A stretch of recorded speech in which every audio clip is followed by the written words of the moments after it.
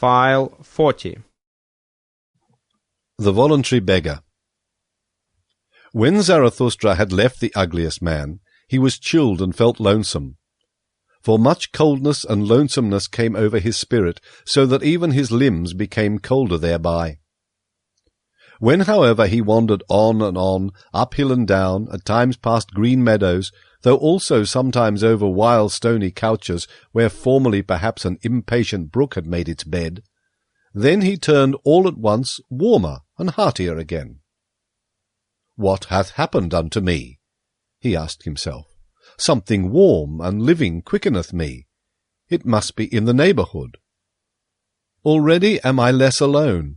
Unconscious companions and brethren rove around me. Their warm breath toucheth my soul." When, however, he spied about and sought for the comforters of his lonesomeness, behold, there were kine there standing together on an eminence, whose proximity and smell had warmed his heart. The kine, however, seemed to listen eagerly to a speaker, and took no heed of him who approached.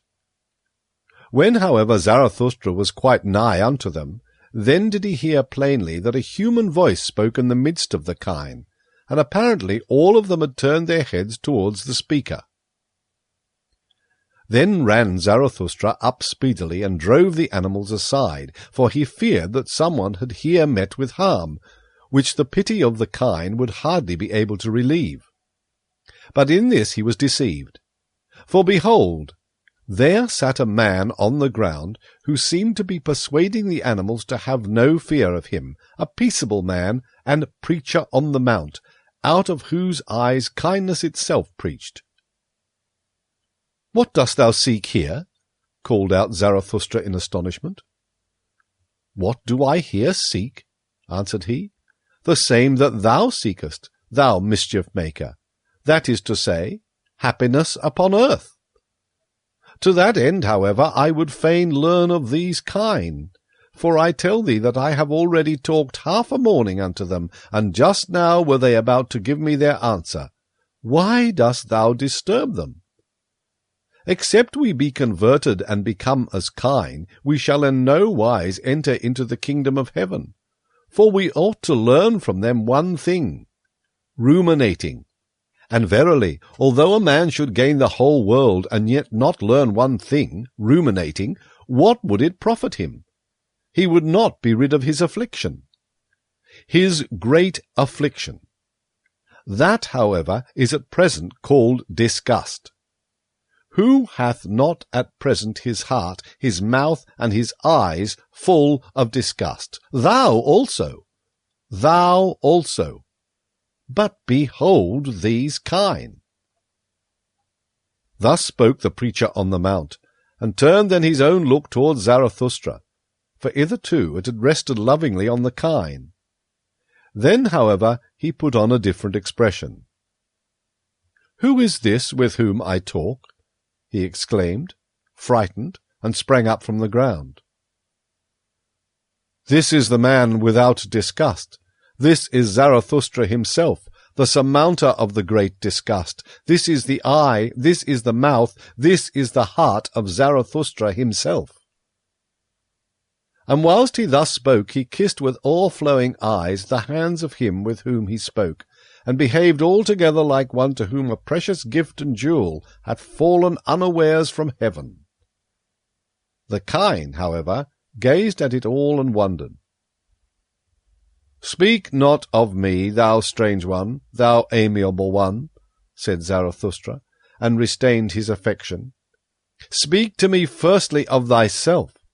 Art thou not the voluntary beggar who once cast away great riches, who was ashamed of his riches and of the rich, and fled to the poorest to bestow upon them his abundance and his heart? But they received him not." "But they received me not," said the voluntary beggar. "Thou knowest it, forsooth. So I went at last to the animals and to those kine." "Then learnedst thou," interrupted Zarathustra, "how much harder it is to give properly than to take properly, and that bestowing well is an art, the last, subtlest master art of kindness. Especially nowadays, answered the voluntary beggar.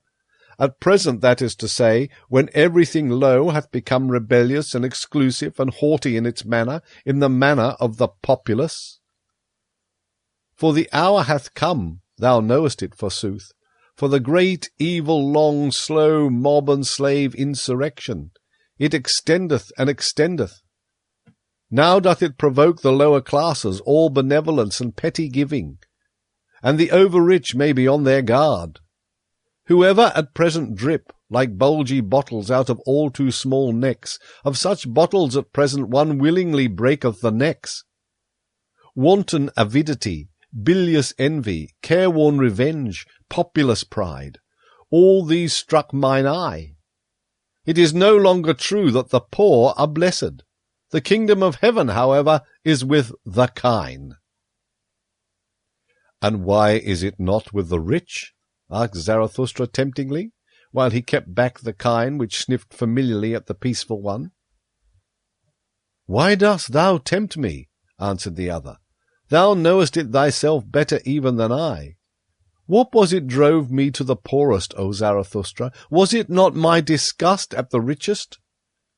At the culprits of riches, with cold eyes and rank thoughts, who pick up profit out of all kinds of rubbish, at this rabble that stinketh to heaven, at this gilded, falsified populace, whose fathers were pickpockets, or carrion crows, or rag-pickers, with wives compliant, lewd, and forgetful?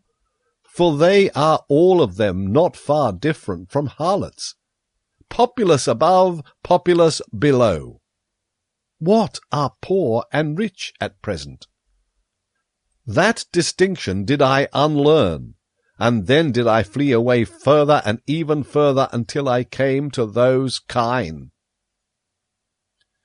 Thus spoke the peaceful one, and puffed himself and perspired with his words, so that the kine wondered anew. Zarathustra, however, kept looking into his face with a smile. All the time the man talked so severely, and shook silently his head. Thou dost violence to thyself, thou preacher on the mount, when thou usest such severe words. For such severity neither thy mouth nor thine eye have been given thee, nor, methinketh, hath thy stomach either. Unto it all such rage and hatred and foaming over is repugnant. Thy stomach wanteth softer things. Thou art not a butcher. Rather seemest thou to me a plant-eater and a root-man. Perhaps thou grindest corn. Certainly, however, thou art averse to fleshly joys, and thou lovest honey. Thou hast divined me well, answered the voluntary beggar with lightened heart. I love honey. I also grind corn, for I have sought out what tasteth sweetly and maketh pure breath.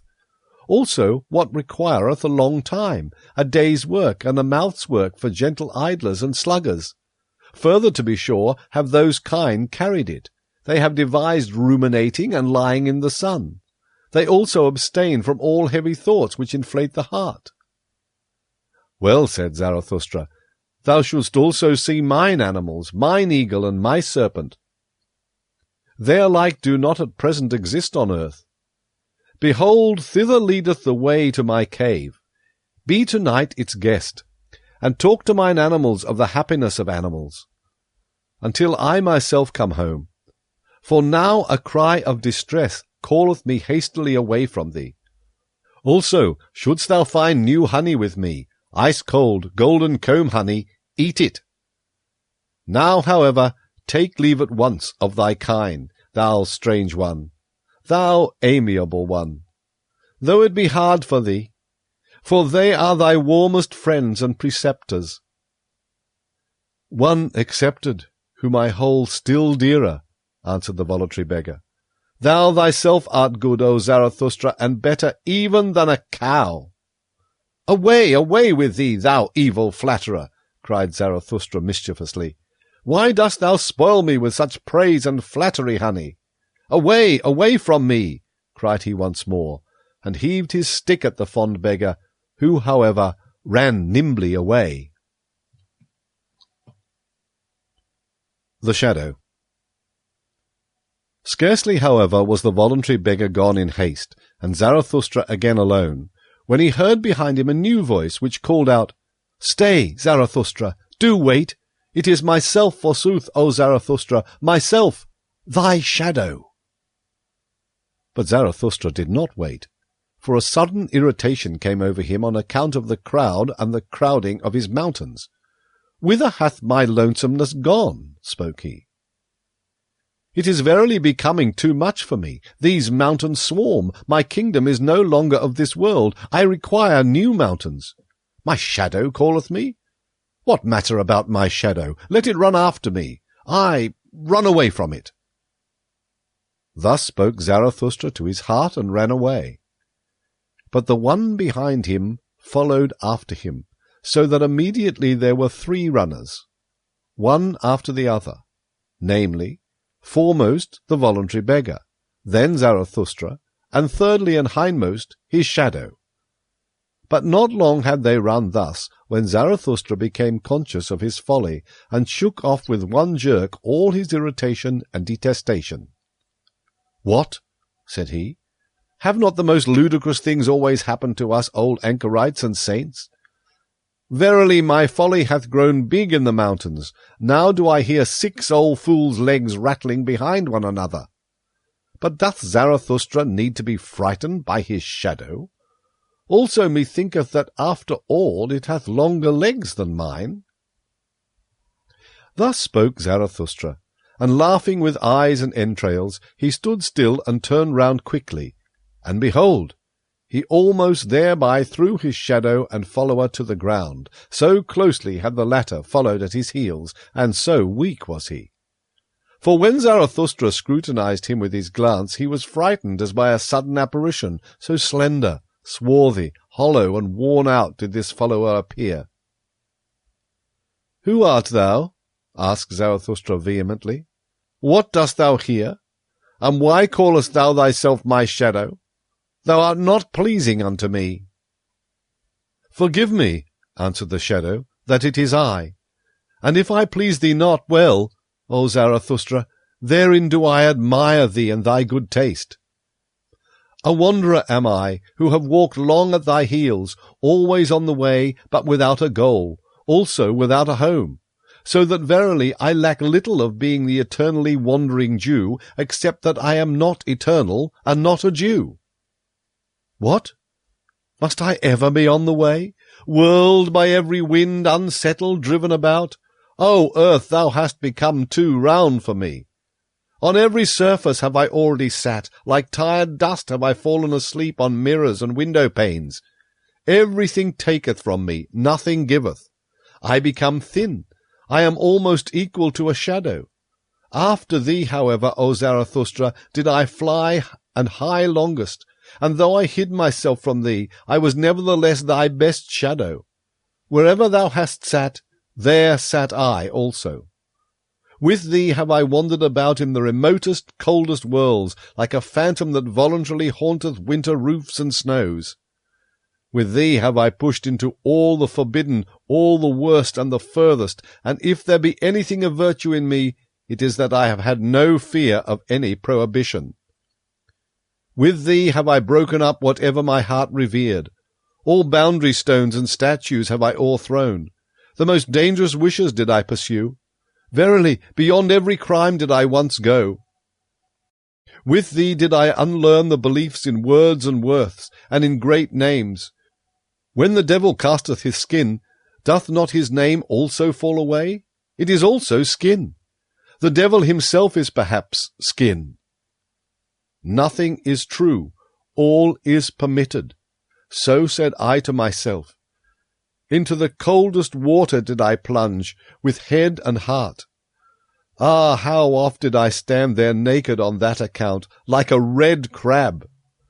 Ah, where have gone all my goodness and all my shame and all my belief in the good? Ah, where is the lying innocence which I once possessed, the innocence of the good and of their noble lies?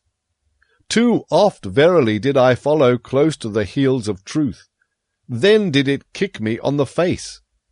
Sometimes I meant to lie, and behold, then only did I hit the truth. Too much hath become clear unto me. Now it doth not concern me any more. Nothing liveth any longer that I love. How should I still love myself? To live as I incline, or not to live at all? So do I wish, so wisheth all the holiest. But alas, how have I still inclination? Have I still a goal, a haven towards which my sail is set, a good wind? Ah, he only who knoweth whither he saileth knoweth what wind is good, and a fair wind for him. What still remaineth to me? A heart weary and flippant, an unstable will, fluttering wings, a broken backbone. This seeking for my home, O Zarathustra, dost thou know that this seeking hath been my home-sickening? It eateth me up. Where is my home? For it do I ask and seek, and have sought, but have not found it. O eternal everywhere, O eternal nowhere, O eternal in vain. Thus spoke the shadow, and Zarathustra's countenance lengthened at his words. Thou art my shadow, said he at last sadly.